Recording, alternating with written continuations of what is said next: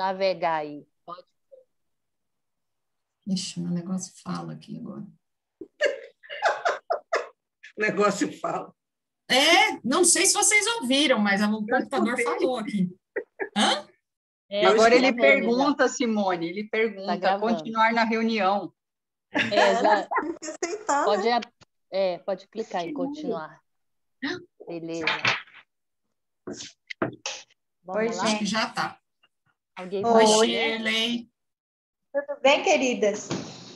Tudo, Shirley, tudo jóia. Tudo bem, e você? Tudo bem. Alguém faz a prece?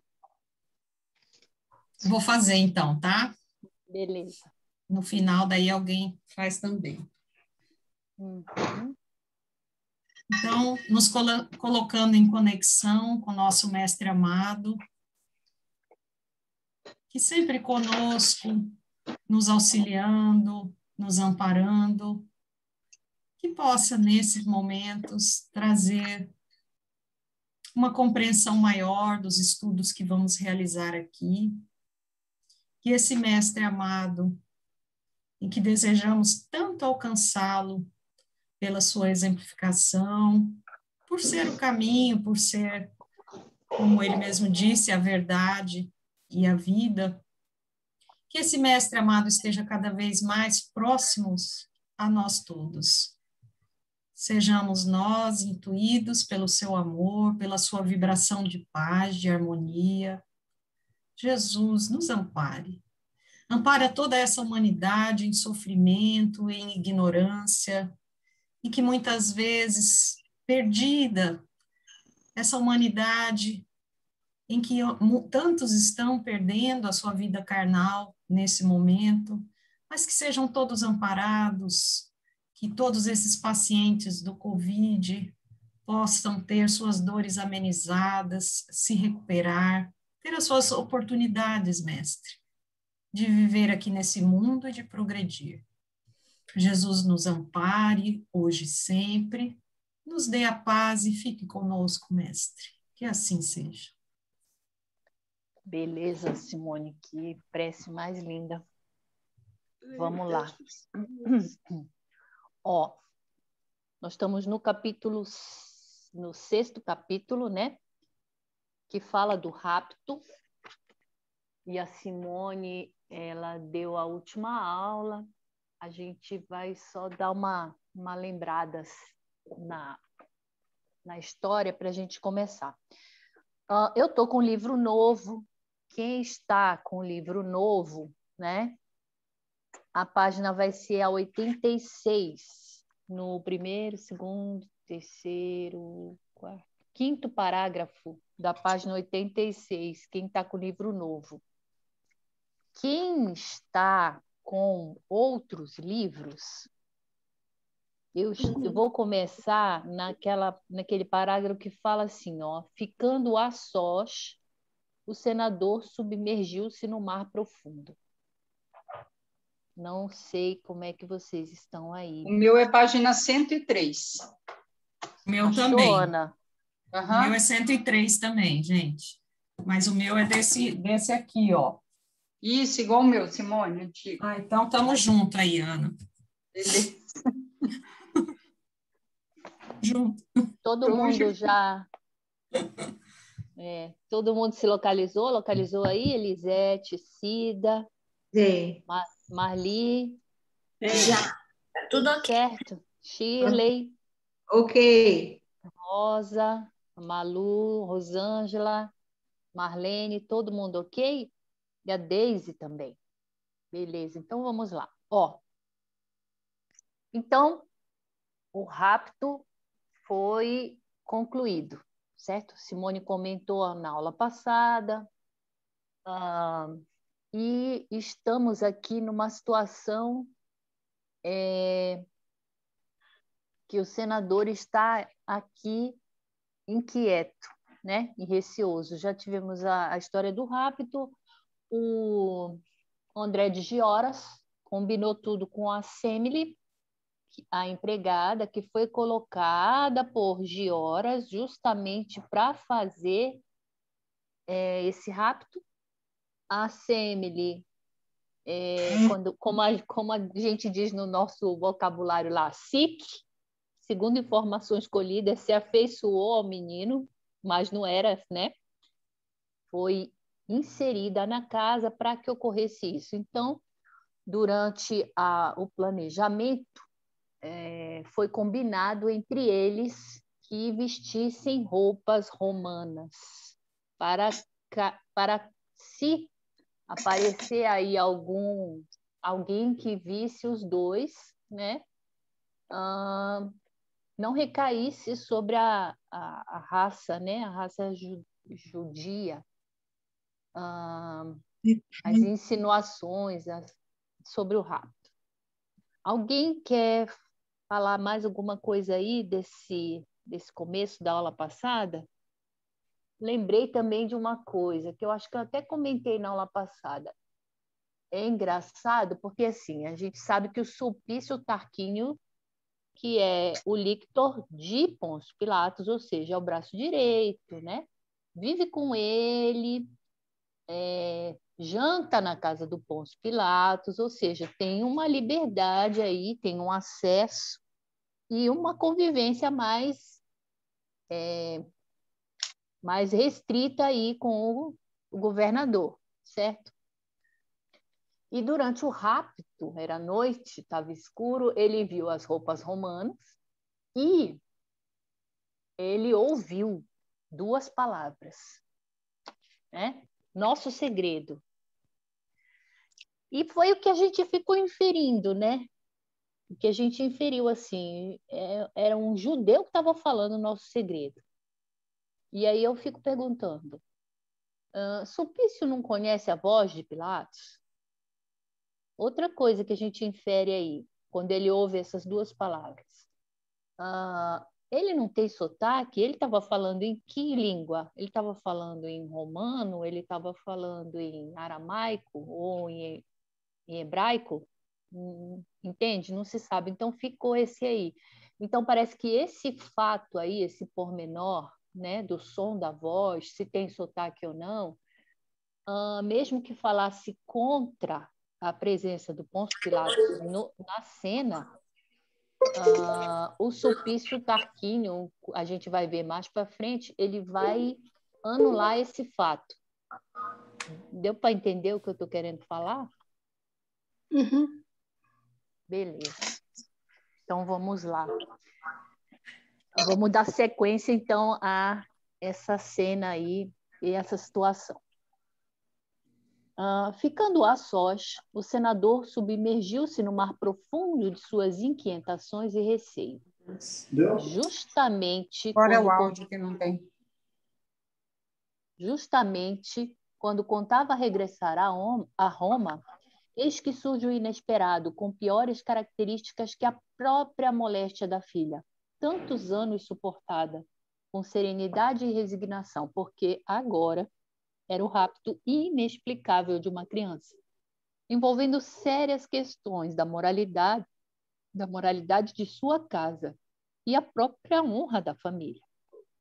No íntimo, sentia-se como um homem sem inimigos na Palestina, porquanto, à exceção do jovem Saul, filho de André, que, a seu ver, deveria estar tranquilo no lar paterno, nunca humilhara os brios de nenhum israelita, visto que a todos dispensavam o máximo de sua atenção pessoal. Onde a causa daquele crime misterioso? Em suas reminiscências, aflorou a palavra segura de Flamínio Severus, quando lhe aconselhou muita prudência e valor individual na Palestina, em razão de certos malfeitores que infestavam a região, mas, por outro lado, recordava o sonho simbólico e, com os olhos da imaginação, parecia entrever o vulto venerando daquele juiz austero e incorrupto, que lhe profetizara a existência fértil de amarguras. Dado o seu desprezo, dado a sua indiferença pelas verdades do Mestre Jesus. Então, olha só, vamos lá, vamos falar algumas coisas aqui sobre esta página. Então, a gente tem o que aqui? Ó,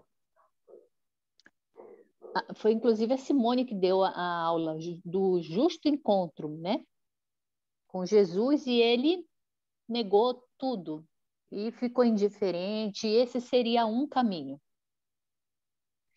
E ele escolhe o outro, né? Públio escolhe o outro caminho, o caminho mais áspero, que ele fala aqui, né? Porque vem o juiz, ele sonha de novo, vem o juiz e fala: Públio, por que você não aceitou as recomendações de Jesus Cristo? Escolheste o caminho que não tem amor, o caminho das amarguras, das dores. Então, né? Públio tinha ele tinha mais caminhos, né? Ele tinha o caminho de Jesus. Ele foi alertado para seguir esse caminho de Jesus, primeiro, pelo sonho anterior, o primeiro sonho, né? Olha, alertando aí o que vinha a acontecer. No primeiro sonho tem até um ditado assim, não perca a oportunidade do minuto glorioso. É do minuto. Tem um artigo aí, né? Com a preposição do. É o minuto. Presta atenção, não perde essa oportunidade. Temos o sonho para alertá-lo. Temos os conselhos da esposa para alertá-lo. Temos o escravo Parmênides, que vem alertar também, né? Temos também, e a lei, a própria natureza, né? A lei da natureza, a lei de Deus, nos coloca em circunstâncias que, nesse momento da nossa vida, a gente vai ter que decidir. Beleza. Então, aí ele fez a escolha dele, tá? E aí nós temos a lei da justiça, certo? Vamos falar um pouco aqui dessa lei da justiça. Lei de ação e reação, né? Olha só. Na questão 837 do Livro dos Espíritos, a gente tem o questionamento que é o seguinte, o sentimento de justiça está intrínseco na natureza. E é sem dúvida que o progresso moral desenvolve esse sentimento, mas não o dá. Quer dizer, a gente, né? O progresso moral desenvolve o sentimento de justiça, mas não o dá. Outra coisa, né? Na questão 874, a justiça é uma lei da natureza e os homens a entendem de modo diferente de acordo com a sua paixão. Vamos lá. Falando aqui da vida de Pôncio Pilatos, vamos fazer aqui as inserções. Encarnação não é punição, encarnação é disciplina. E as expiações, né? As nossas expiações são resgates decorrentes da ação da justiça divina aos recalcitrantes. E a dor é a presença do ontem. Então, por que eu estou colocando isso aqui? Porque Públio Lentulus vai reencarnar, certo? Algumas coisas são determinadas. Algumas coisas são determinadas previamente. Eu vou até falar quais são. Outras não são determinadas previamente. Por exemplo, as nossas provas morais não são determinadas previamente. E essas vão modificar o nosso caminho. Então, às vezes, a gente... determinados atos e determinadas situações que nós vamos optar vão fazer com que mudem algumas sequências no nosso caminhar. Não sei se vocês entenderam isso. Então, é isso que é o livro, né? A base do livro é essa.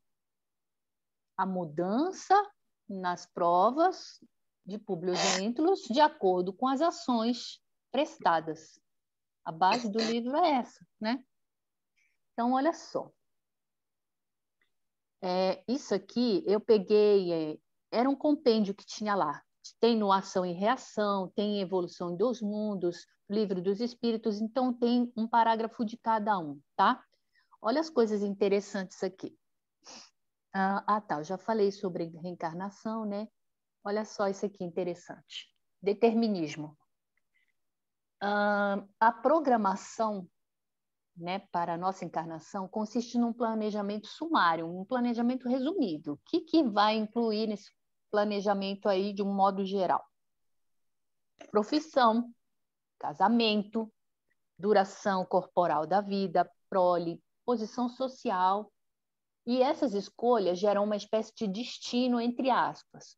Mas essa coisa, gente, não é uma coisa, como é que eu vou falar? Fixa, total, dá para entender? Por exemplo, nós mesmos podemos alterar a nossa prole, lembra? A Joana de Ângeles deu uma aula sobre isso. Às vezes a gente fala assim, não, 3 é muito, 2 tá bom. E aí, para onde vai o terceiro filho?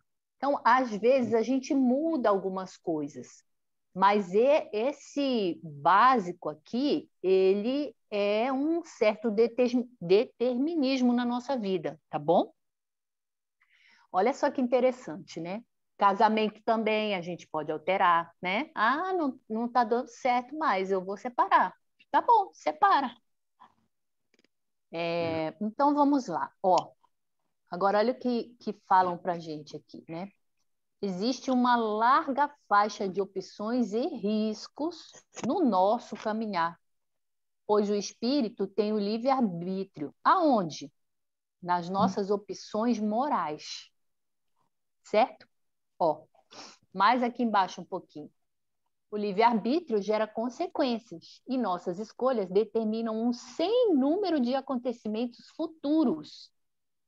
Suas opções morais nunca estão predeterminadas. Entende, gente? E é isso que está acontecendo com o público, a gente vê isso. Se tivesse escolhido o caminho que Jesus estava colocando a ele, né? Com certeza, a vida dele ia ser diferente.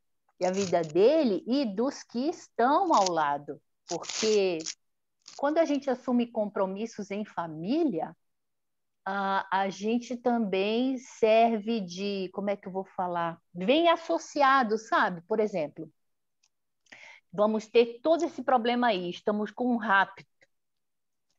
E a Lívia, na atual reencarnação, não precisaria mais disso. Só que, como eles vêm, né, um apoiando o outro, a Lívia vem sendo a base de tudo no casamento, porque, lembra, no sonho, ela que tinha as mãos translúcidas, ela que era o espírito evoluído, que estava aceitando vir para casar com ele, para dar um impulso nisso aí, né? Só um minutinho, gente, desculpa. Alice, sabe o que eu achei interessante também, que me ocorreu agora? Por exemplo, mesmo Lívia tendo vindo com esse propósito, né, de acompanhar Públio, ou seja, ela já sendo o espírito que ela é, né, com as aquisições que ela tem, e mesmo assim, ela com ele junto, ao lado mesmo, fisicamente ao lado, né, porque aí não é um espírito desencarnado, é um espírito encarnado, tá ali junto para orientar, e assim mesmo você vê as dificuldades que ele teve, né, assim, para a gente analisar o grau de, muitas vezes, o nosso orgulho, né, nosso egoísmo em não aceitar sugestões. Exatamente, né? E é engraçado, né, Simone? A gente aceita a sugestão que cabe para a gente, entende? Por exemplo, quantas sugestões foram dadas a Públio para seguir o caminho de Jesus? O sonho, a conversa com a esposa, né? Foi ele, Públio, eu sei que foi ele. Eu vi a luz aqui em cima da nossa filha. Foi ele. E várias outras coisas, né, que aconteceram. E uma só opinião que foi do amigo, o Flamínio Severo, falando assim, se imponha lá. E aí, qual que a pessoa vai abraçar? Né? Qual que ela vai se conectar, né, Simone? Outra coisa que eu percebi aqui, como ele esqueceu, né, o que ele fez, né? lá para o filho do coisa, né? Ele achava que ele não tinha Sim, limite. exatamente. E assim somos nós, Exatamente. né? Exato, na verdade, ele até lembrou, né, É, do Saul, mas ele falou assim: ah, não, esse menino já está em casa há muito tempo, não tem nada a ver com o sumiço do meu filho. Então, vamos lá, gente. Então, gente, ó, continuando a falar sobre lei da justiça, porque sim, tudo que a gente faz está na lei da justiça, né? É uma ação e uma reação. Uma ação e uma reação. Ação no bem, opa, né? Melhor para nós, reação positiva para nós, né? Então vamos lá, ó. Olha só, ele está falando, por exemplo, aqui, olha, todos os estados de que nos utilizamos no tempo e no espaço depende do comando mental que nos é próprio. É por isso que a justiça, base fundamental da criação do Pai, começa em nós mesmos. Então ele está falando assim, ó, isso serve para todos os que são nascidos na Terra, todos. Por exemplo, se a gente adoece, né, ou se a gente tem alguma doença, alguma coisa, é justiça em nós, dá para entender? A justiça de Deus clama em nós. E a doença funciona como uma espécie de purificação, de evolução, sabe? É interessante essas coisas, olha só. E aí nós estamos caminhando, estamos fazendo o bem. Então, o bem, passagem livre para a vida superior, sem tantos percalços, sabe, gente? Sem tantas dificuldades, uma vida mais calma, mais tranquila. Agora, fazendo mal, né? Ô, papai, pera lá, para tudo, né? Vai ter um caminhar mais difícil aí, ó.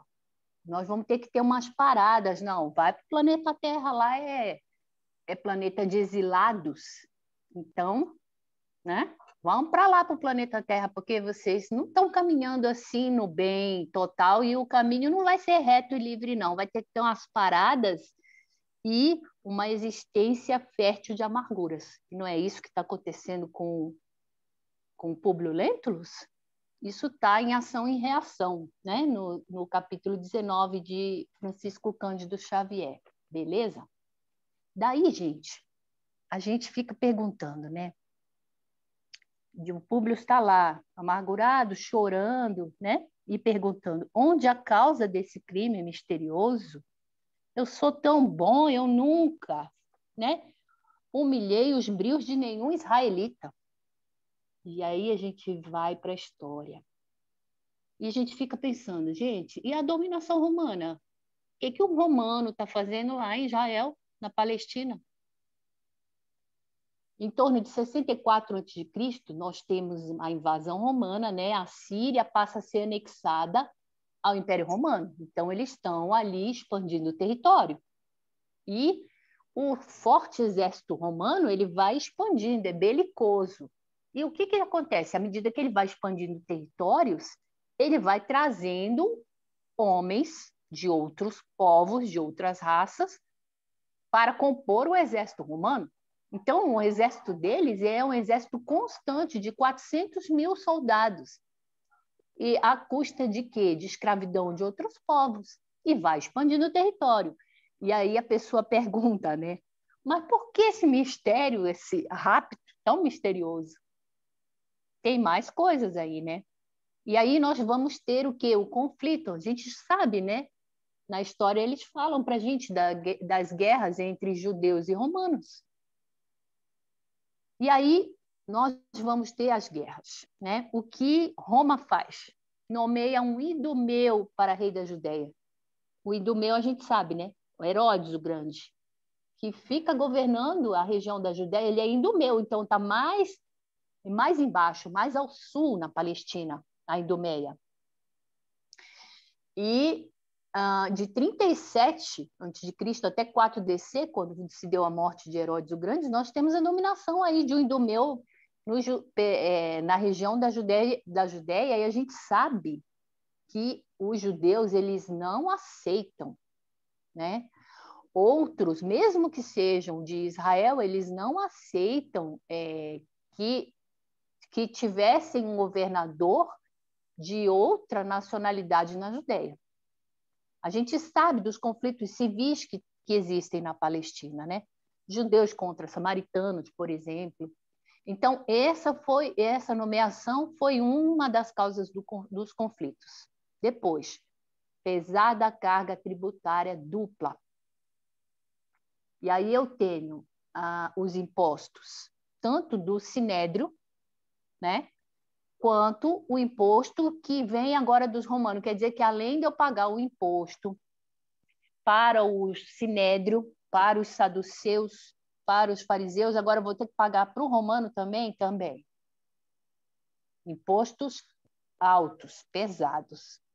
Questões religiosas, outro fator que entra aí como causa de conflitos. Os romanos queriam impor o culto ao imperador para os judeus, imagina. A gente sabe que eles eram monoteístas, ferrenhos, fé fervorosa. Vocês vão querer que a gente cultue mesmo o imperador de vocês? Não sei se vocês lembram, eu acho que eu já contei essa história. Herodes, quando foi uma noite no escuro, ele pegou e levou para Jerusalém um monte de busto do imperador, as insígnias dele. Na época, quem era o imperador era Tibério. E aí levou, encheu a cidade de Jerusalém de imagens. Quando foi pela manhã, que o povo de Jerusalém acordou e viu aquelas imagens, não, pelo amor de Deus, isso aqui não pode ser. Isso é contra a lei de Deus. A gente não cultua a imagem de imperador. Isso aqui é uma afronta. E foram lá para frente da casa de Herodes, de Pôncio Pilatos também, né? E eles, já depois de vários pedidos, já no sexto dia, olha só, gente, imagina, sexto dia de intrigas, né? De oposições. Tem um monte de judeus ali na frente da casa deles. E aí há um combinado entre o governador e os soldados romanos, que há um movimento do governador, os soldados começam a desembainhar as espadas, e os judeus achando que eles iam fazer acordo. Quando eles, né, os soldados romanos, desembainham as espadas, os judeus, eles caem em solo, como se fosse para rezar, sabe? Eles não ajoelham no chão. Eles ajoelharam todos e botaram o pescoço no chão, assim, desnudo. Pescoço desnudo, e diz assim, pode matar. Pode matar, mas o Deus aqui é um só. Não tem esse negócio de cultuar imperador. E aí, o governador, vendo isso, manda o quê? Guarda tudo. Embainha essa espada aí, gente. Tinha um mar de judeus lá, imagina. Então, aí, no mesmo dia, mandou tirar todas as insígnias do imperador. Então, aqui, ó, questão religiosa também era um problema, uma causa de conflito, né? Questão socioeconômica. A gente sabe, por exemplo, que o território, né, ao sul é um território mais de deserto, mais seco, né, com pedras. Então, assim, os pequenos agricultores eram muito atingidos. E a improdutividade desses territórios gerava dívidas. Então, era complicado para eles, sabe? Então, a questão socioeconômica também é um fator de dificuldade no entendimento entre romanos e judeus. Outra coisa que tinha lá. Haviam os revoltosos. Os revoltosos queriam derrubar a velha estrutura que era chefiada pelos sacerdotes e os grandes proprietários, né? Que enriqueciam à custa do povo. O povo trabalhava muito. E agora, os saduceus, por exemplo, eles estavam aliados aos romanos. Quando o romano invade, ele se alia aos saduceus. E a opressão é maior ainda. Vocês lembram aqui que eu comentei que esse grupo de saduceus, eles não eram contra os romanos. Inclusive, começou a mudar a cidade, né? A cidade começou a ter um aspecto mais helenístico, em virtude dessa imposição aqui dos saduceus. E como eu falei no começo aqui, os impostos eram pagos para o templo e para o romano agora. Então, o povo estava cansado disso também, né? Vamos lá. Dominação romana, tá bom. Então, olha, esse site, essas coisas que eu trouxe aqui é da Cielo, um site de história, tá? É da USP. E também tem esse site aqui de uma faculdade, Dominadores e Dominados da Palestina no século I. Então, vamos lá. Alguém quer ler o livro? Ô, Ali, quando você projeta aqui, dá para aparecer ele um pouquinho maior? O quê? O meu escrito? A projeção para nós aqui. Esses escritos aqui? Aqui é o texto que você está mostrando. Dá para ler, mas esse é o máximo, né? Eu tá. tô no limite aqui da página, não sei se você está vendo. Tá, não só para saber aqui, porque ele aparece um pouco pequeno, assim, dá para ler, tá? Mas ele é um pouco menor do que quando a gente projeta o slide, né? Entendi. Só para dar uma Bom, ideia. eu vou ver se eu arrumo depois um outro jeito na próxima aula, tá bom? Porque nas outras aulas ele ficou bem, bem grandão, assim, não sei se é porque você dividiu a tela em duas, né? Mas eu sempre fiz tá assim, bom. Simone, peraí. Sempre igual, né? Não, mas tá bom. Dá para ler, só tá pequeno, um pouco menor, mas tá tranquilo. Tá. Gente, eu estou enxergando bem. Posso ler, então? Os Zelotes? Depois, Malu, eu estou no livro agora. Depois... Qual é a parte que está que eu perdi aqui o pedaço? Trabalhado pela dor de angustiados pensamentos. Ixi, é o penúltimo capítulo da página.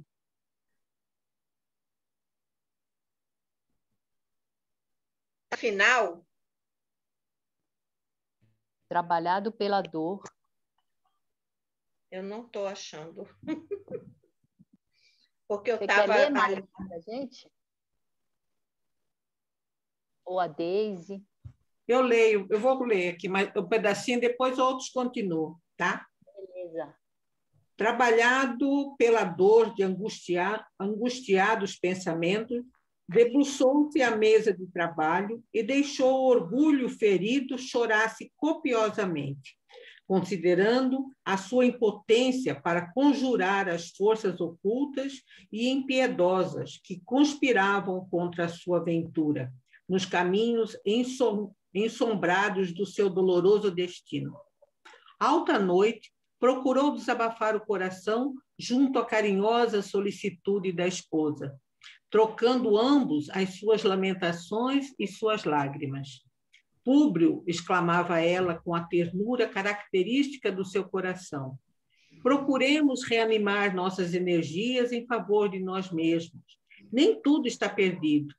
Com os direitos que nos competem, podemos determinar todas as providências precisas em busca do nosso anjinho. Adiaremos o regresso a Roma indefinidamente, se tanto for necessário, e o resto os deuses farão por nós, reconhecendo nossa angústia e abnegação. Só um pouquinho, Marli. Gente, gravem essa linha aí, essa frase que a Lívia falou para o marido. Adiaremos o regresso a Roma indefinidamente. Grava essa frase aí, que depois a gente vai usar isso aí. Então, bora lá. Pode continuar, Marli.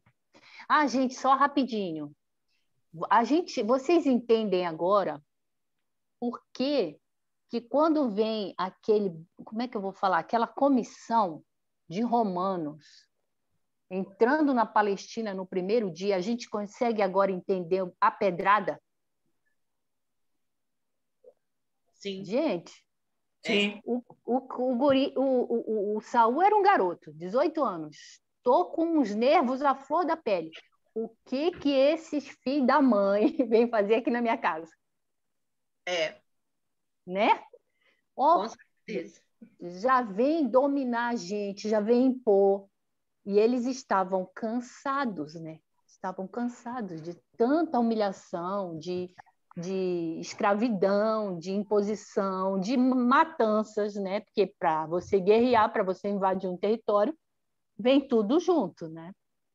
Então, a pedrada aí, a gente pode pensar nessa situação de domínio romano mesmo, né? E aí a pessoa ainda pergunta, né? Mas onde é a causa de um crime misterioso? Não é? Aonde? Mas por quê? Não fiz nada. Vai lá, continua, Marli. Tá bom. O que não é justo é que nos entreguemos irremediavelmente ao nosso desespero, inutilizando as derradeiras forças para a luta. A pobre senhora mobilizava os últimos recursos das suas energias maternas no proferir aquelas palavras de esperança e consolação. Sabia Deus, porém, das suas inenarráveis torturas íntimas, naqueles momentos angustiosos, e apenas o seu sentimento acrisolado de renúncia e de amor transformaria em forças as fragilidades da mulher, para poder confortar o coração angustiado do esposo e em tão penosas conjunturas.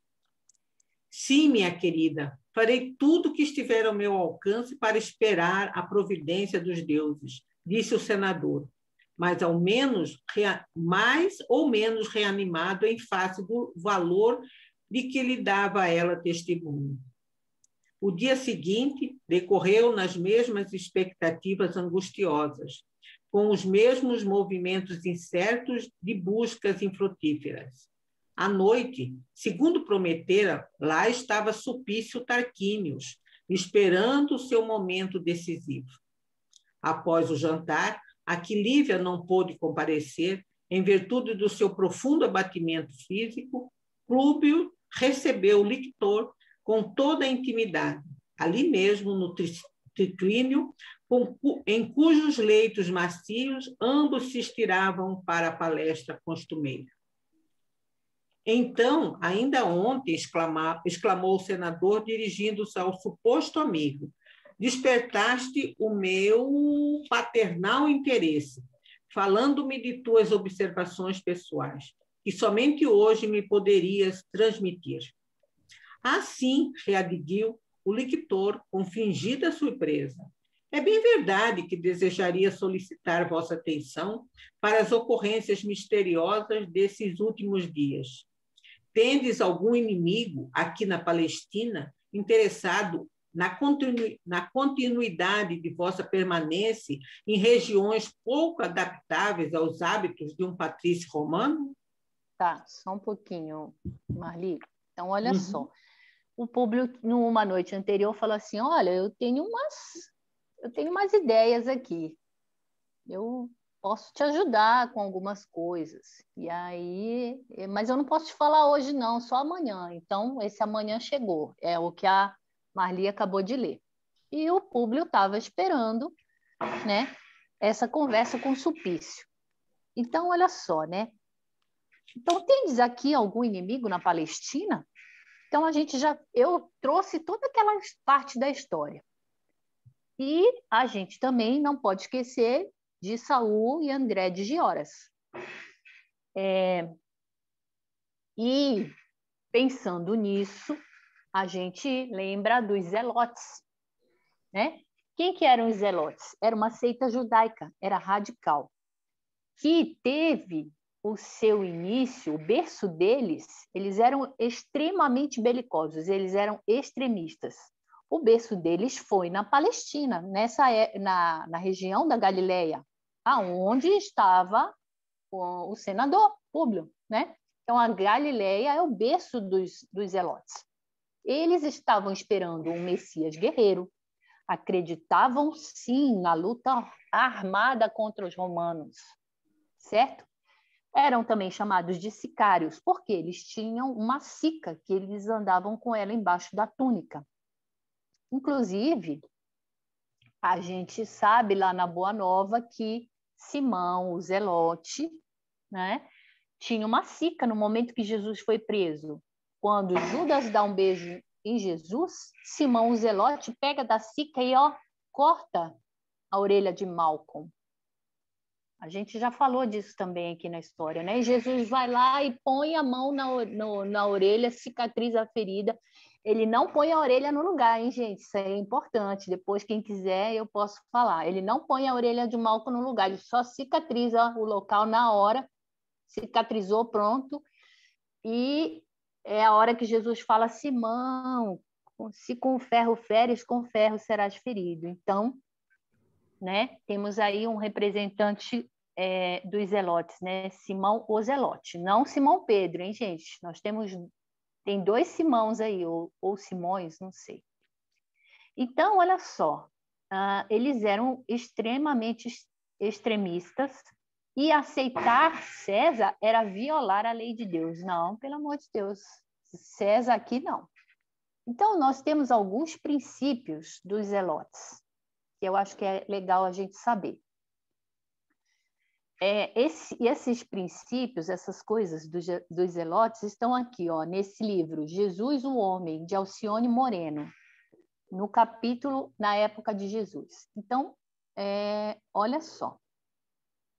Deus é o único rei do povo. E o reinado de Deus em Israel é incompatível com o jugo estrangeiro. Então, esse negócio de Romanos aqui na nossa casa não vai dar certo, não. É incompatível. Outra coisa, o culto ao imperador é abominável. Eles não deveriam sequer tocar em moedas romanas. Terceiro, os judeus não deveriam aceitar pacificamente a chegada do reino de Deus. Tinha que lutar para ajudar Deus. E como era que lutava para ajudar Deus? Tinha a Guerra Santa. Tira esses romanos daqui. O objetivo da luta armada era a liberdade e a independência política de Israel. E a conversão aos zelotes, quer dizer, se você fosse um zelote, você era exigido de você desobediência a Roma, disposição para sacrificar dinheiro, disposição para sacrificar a sua tranquilidade e até a sua vida. E olha só para a gente lembrar umas coisinhas aqui, impostos obrigatórios sobre atividades artesanais, per capita, desde 14 até 60 anos, imposto pela utilização de suprimento material, tinha imposto para usar terra, para usar água, imposto que servia para fornecer animais sacrificiais ao templo. Pera, eu vou lá, eu dou um animal, né, para o templo, para que o meu pecado seja perdoado, e eu ainda tenho que pagar um imposto para fornecer o animal. Olha para isso, Marli. E ainda, e assim, o animal, ora, o que vocês acham que os sacerdotes, os fariseus, né, os saduceus, eles não ficavam com esses, como é que eu vou falar, esses sacrifícios? Ficavam sim. Eles eram totalmente sustentados pelo povo que estava subjugado. Então, vamos lá. E aí a gente pergunta, né? Mas de onde? E aí eu fico pensando, sabe o quê, gente? Estou inferindo aqui, hein, gente? Não estou afirmando, estou inferindo. Será que Saul de Gioras era um zelote? Fica aí a pergunta, né? Será que o pai também era um? Fica a pergunta no ar aí. Então, bora lá. Eu vou continuar lendo aqui, que eu estou com um pouquinho tempo. Então, olha só. De modo algum, revidou o senador, eminentemente surpreendido. Suponho encontrar-me num ambiente de amizades sinceras. Tratando-se das nossas autoridades administrativas, e acredito que ninguém haja interessado na minha ausência de Roma. Ficaria muito satisfeito se esclarecesses melhor as tuas observações. É que na Judéia, há alguns anos, houve um caso idêntico ao vosso. Conta-se que um dos antecessores do governador atual se deixou apaixonar perdidamente pela esposa de um patrício romano que teve a pouca sorte de se fixar em Jerusalém e, conquistado seus objetivos, tudo fez por obstar o regresso de suas vítimas à sede do Império. E quando notou que de nada valiam seus empecilhos, os empecilhos de sua autoridade, cometeu o crime de sequestrar o filhinho do casal, fazendo acompanhar o feito de outras atrocidades que ficaram impunes, dado seu prestígio político perante o Senado. Públio ouviu essas observações com um pensamento em brasa. Imagina. Lá vem a calúnia. Em razão da sua intensidade emotiva, o sangue afluiu-lhe ao cérebro, parecendo represar-se em largas correntes junto ao dique das têmporas. Uma palidez de cera cobriu em seguida o seu rosto numa face cadavérica, sem poder definir a emoção que lhe assaltava o íntimo, em face de tais insinuações contra a sua dignidade pessoal e contra as honrosas tradições de família. Num instante, reviveu todas as acusações de Fúlvia e, julgando os seus semelhantes pelo estalão dos próprios sentimentos, não podia admitir no espírito de Sulpício uma ferocidade de tal quilate. Então, olha só, a gente sabe que Fúlvia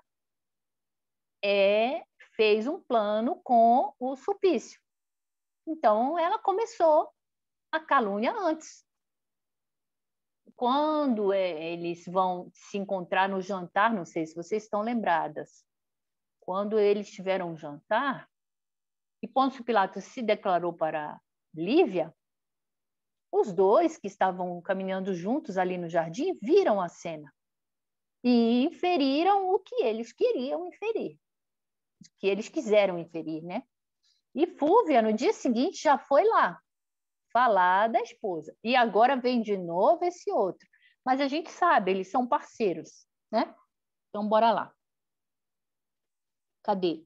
Enquanto mergulhava o pensamento em cismas atrozes, sem responder ao lictor, que o observava gozando o efeito das suas tenebrosas revelações, prosseguia o caluniador com fingida humildade. Bem reconheço o alcance de minhas palavras, para as quais, aliás, suplico a benevolência de vossa discrição. Mas eu não abriria o coração nesse sentido, senão tocado pelo profundo interesse que a vossa amizade conseguiu inspirar a minha alma dedicada e sincera. Francamente, não desejava constituir-me delator de quem quer que seja perante o vosso espírito justo e generoso. Todavia, passarei a narrar-vos o que vi com os próprios olhos, de modo a orientar com mais segurança o esforço de vossas pesquisas em busca do menino. E Sulpício Tarquínios, com a falsa modéstia de suas palavras venenosas, desfilou um rosário longo de calúnias, entremeando os argumentos de consecutivos goles de vinho, o que exaltava ainda mais a fonte prodigiosa de suas fantasias. Então, olha só. Contou ao seu interlocutor que o ouvia atônito pela coincidência de suas observações com as denúncias de Fúlvia, os mais íntimos pormenores da cena do jardim na casa de Pilatos. E, em seguida, narrou o que observava na noite do rapto, salientando a coincidência da estada do governador em Nazaré. Sim, outra coisa que ele pensou, né? Gente, o governador está em Nazaré, Nazaré é mais perto daqui, de Cafarnaum, do que Jerusalém. Ele pode, numa noite, montado num bom cavalo, cruzar esse caminho facilmente. Ainda mais, ele até pensou, né? Ainda mais um romano apaixonado. Faz fácil isso aí. Tá. E aí nós temos aí, o que vai no coração, né? O que está no coração é o que eu vou pensar diante dos acontecimentos da vida. Então, olha só. Imagina agora a mente de Públio Lentulus fervilhando e pensando nas coincidências, né? Fúlvia acabou de me falar essa cena no jardim também. Agora você... E ele contou também sobre a noite do rapto. Não, ele estava vestido, a romana, e ela também era a roupa da sua esposa, eu sei. Tá. Oi, Oi, pode falar. eu ia falar aqui, né? Não é uma pulga atrás da orelha, né? Ficou colocando um monte de pulguinha atrás da orelha do Públio, né? Com vários fatos para que ficasse convincente mesmo essa situação da Lívia com o Pilatos, né? Então, foi bem articulado aí esse plano da Fúvia inicialmente, o Tarquínios com os interesses dele, né? Então, você vê, né, como que é, e assim, como que é, a pessoa fica suscetível, a esposa dele, por mais que ele confiasse, mas não tem aquela pulguinha, né, que eu chamei de pulga atrás da orelha aqui, não tem aquela pulguinha que chega e dá aquela desconfiança, né? Impressionante, né? Eu acho que eles não era uma pulguinha, não, eles botaram foi o gato no telhado, né? Olha só. Daí, o que... Desculpa, pode falar. É só complementando isso aí que a Simone falou, e a gente tem que ver que tanto a Flúvia como o Sulpício, eles acreditavam que a Lívia já estava envolvida com o governador, né? Eles não tinham dúvida, porque eles julgavam por aquilo que eles achavam natural, né? Exatamente. Era natural que as mulheres romanas, pela ociosidade, se envolvessem. Então, eles não duvidavam. É interessante a gente pensar nisso, porque na cabeça, talvez, do Sulpício e da própria Fúvia não tinha mais. A Lívia era amante do Pôncio Pilatos. Exatamente, é isso mesmo. E assim, né? Mas ó, a gente não pode esquecer, né? O que vai que você pensa é o que vai no seu coração. É verdade. Né? Tá dentro do coração da gente. Não tem aquela história? Depois eu vou falar no final mais da aula. Então, eles pensam que, igual a Marli está falando, não, é certeza é ela, certeza absoluta. Mas por quê? Porque o coração, né, pensa isso, o coração tá maculado, né? Tem a maledicência, tem a maldade. Então, assim, as criancinhas não iam pensar isso. Deixai vir a mim as criancinhas, né? Então, vamos lá. Aí, ó, imagina a cabeça do senador uma hora dessa, está fervilhando, e ele começa a rememorar, ele é inteligente, né? Ele começa a rememorar. E aí tem umas falas da esposa que ele pensa assim, né? Ah, ficaremos indefinidamente na Palestina, se for preciso. Opa, peraí, lembra que eu falei para vocês gravarem essa frase? Ah, tá, vamos ficar indefinidamente, né? Tem outras coisas que ela fala que ele já começa a pensar nisso. Ó. Ela pergunta assim, nós vamos a Nazaré? Nós vamos nos estabelecer em Nazaré? Ele fala, como? Em Nazaré, não. Nós vamos a Cafarnaum. E ele já ficou pensando, mas por que você quer ir para Nazaré? Aí ela vira para ele e diz, não, mas não foi esse o combinado? Daí ele, não, eu mudei de ideia, vamos para Cafarnaum. Entende? Vocês entendem a história de Nazaré? Você quer ir para Nazaré para ficar com ele, né? Então, ele começa a pensar, imagina a cabeça desse homem nesse momento, tá fervilhando. Por quê? Além dessas frases ditas pela esposa, que ele também distorce, nós temos a Fúvia, que conta a história do jardim, nós temos o Sulpício, né? E tem mais uma, que vai vir mais para frente aqui. A esposa, ela intercede em favor dos escravos. A Simone já falou, né? Não falou? Os escravos foram castigados lá pelo rapto. E a esposa, como sempre, ela fala, pelo amor de Deus, Públio, para de escravizar esses caras aí, eles têm mãe, eu não aguento mais ver esses homens sofrerem. Daí, sabe o que ele vai pensar sobre isso? Você é a culpada, então, de tudo, e agora ficou com pena porque você sabe quem foi a responsável pelo rapto. Deu para entender? Deu para entender, gente?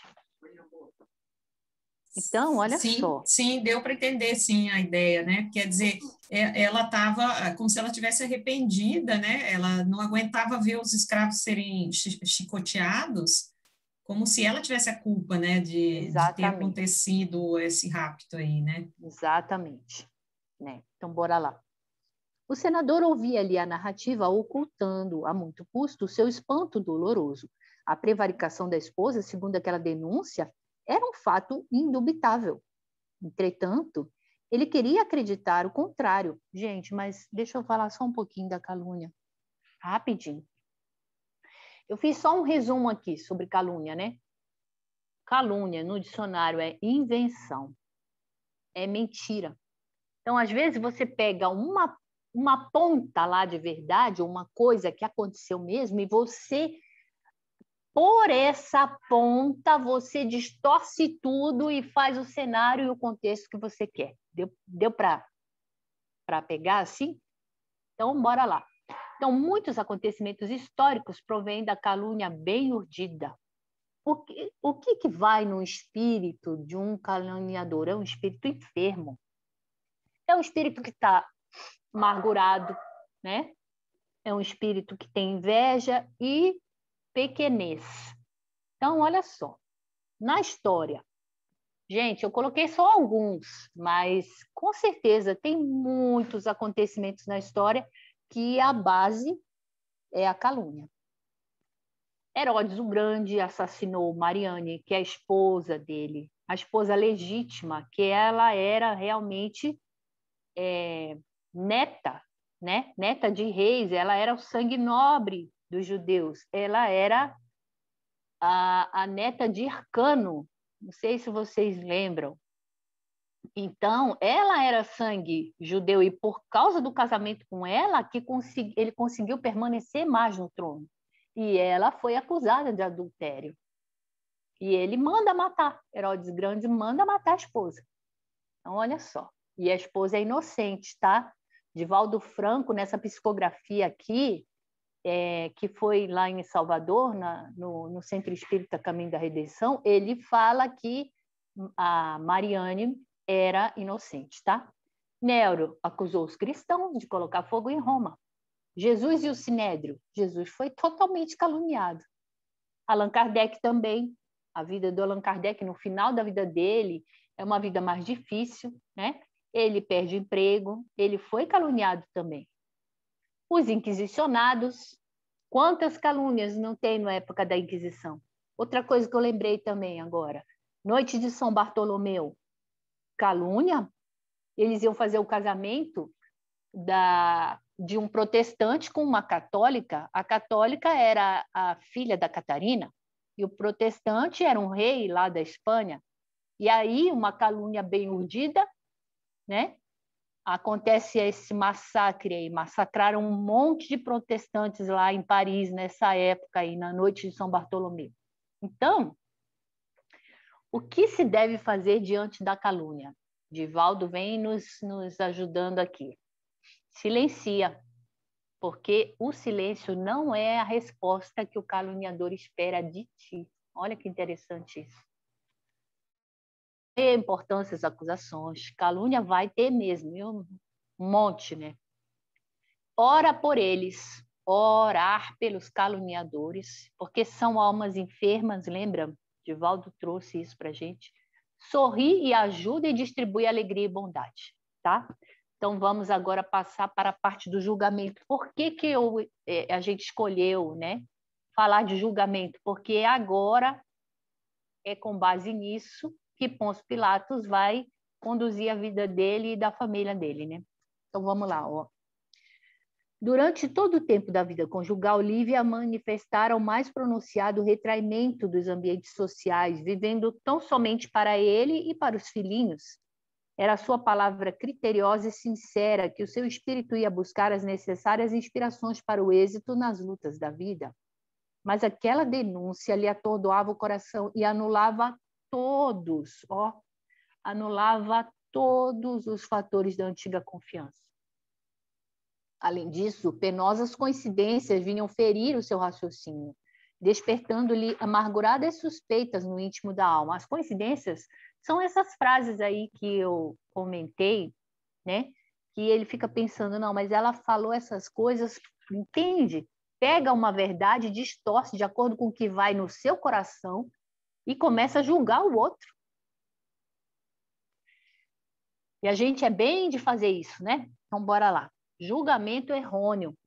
Então, olha só, na questão 63 do livro do Consolador, nós temos uma pergunta, né, que Chico Xavier traz para a gente aí, na parte 1, no capítulo da Sociologia. Ele fala o seguinte: considerando a determinação do não julgueis, como poderemos, então, discernir do mal sem julgamento? Aí os espíritos respondem, né? Entre julgar e discernir há uma distância muito grande. O ato de julgar para especificação de consequência definitiva pertence à autoridade divina. Porém, o direito de análise está instituído a todos os espíritos, quer dizer, o direito de analisar e discernir. É diferente de analisar e julgar. Então, aqui, todos podem analisar para discernir. Por quê? Porque eu vou escolher o caminho A ou B, mas não vou analisar para julgar, né? Tenho que discernir por quê? Entre o bem e o mal, entre o erro e a verdade, né? Então, o discernimento é importante para que as criaturas possam traçar diretrizes seguras, né? Melhores diretrizes para caminhar em direção ao nosso Pai. E aí ele diz aqui, né? O ato de julgar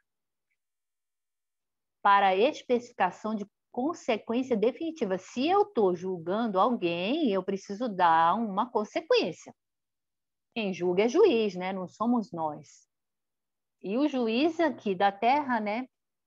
Mas, as autoridades divinas, sim, essas sim, né? Vão estabelecer consequências para os nossos atos. E nós temos que as receber resignados e até felizes com essas consequências, que é o que acontece com o Públio. Seu caminho agora não vai mais ser, vai ser um caminho difícil. Quem fez isso? Foi uma autoridade divina. Lembra que ele sonhou pela segunda vez e o mesmo juiz, venerando o mesmo juiz, estava lá para julgar. Não, agora, o caminho dele vai ser por aqui, tá? Então, vamos lá,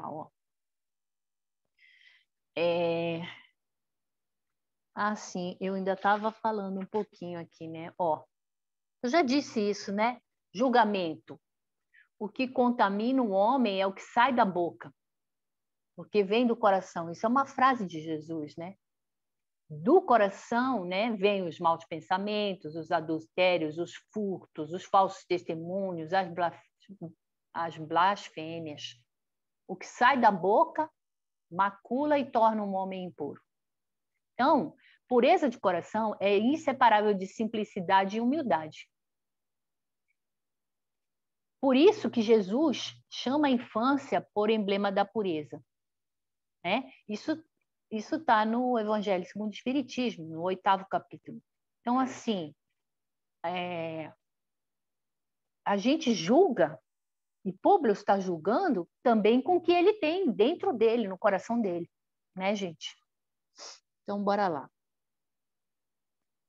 Não fora ela que intercedera, olha só como ele começa a pensar assim, começa a julgar e começa a matutar. Olha só o que ele começa a pensar. Não fora ela que intercedera em favor dos escravos no momento do castigo súplice, como se a culpa do acontecimento também lhe pesasse no coração? Ainda na véspera, sugeria a continuidade da permanência de ambos na Palestina, demonstrando um valor pouco vulgar.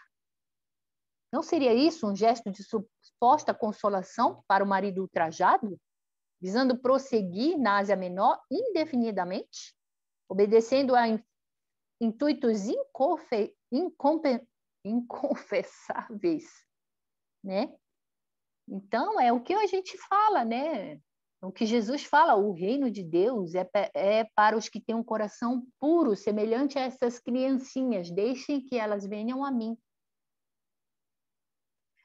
Um turbilhão de ideias antagônicas entrechocava-se no mar de suas meditações dolorosas. Por outro lado, considerou num relance a sua posição de homem de Estado.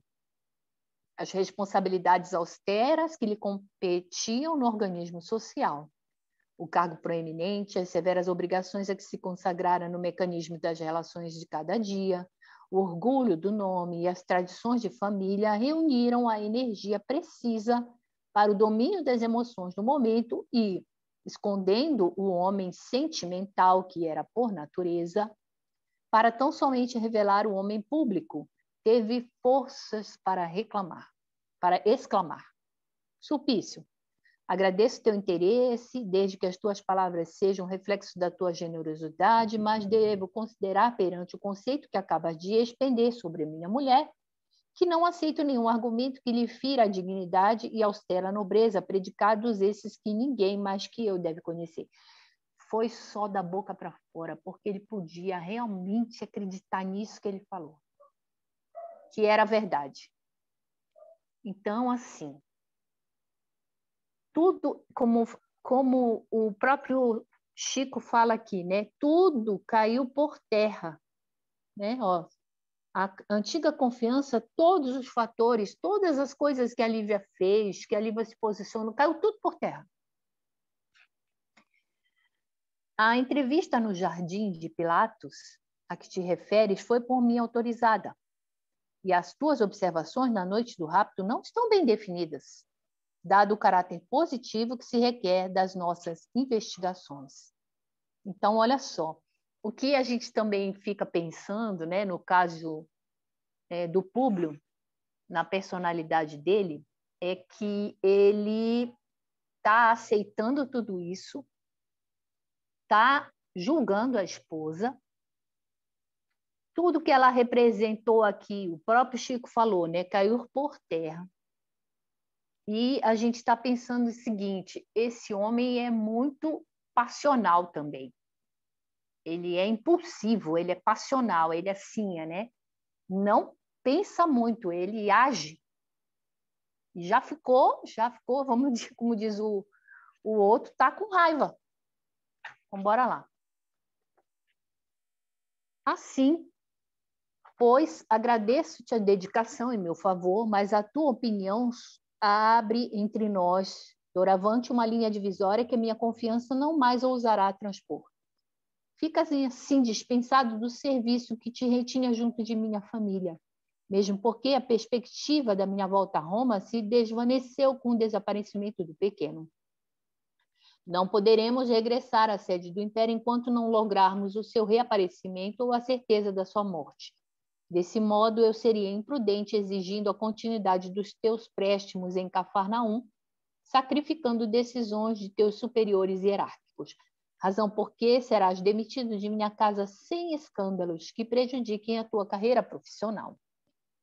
Guardarei o ensejo de me comunicar com o governador a teu respeito, quando então serás desligado oficialmente do meu serviço sem nenhum prejuízo para o teu nome.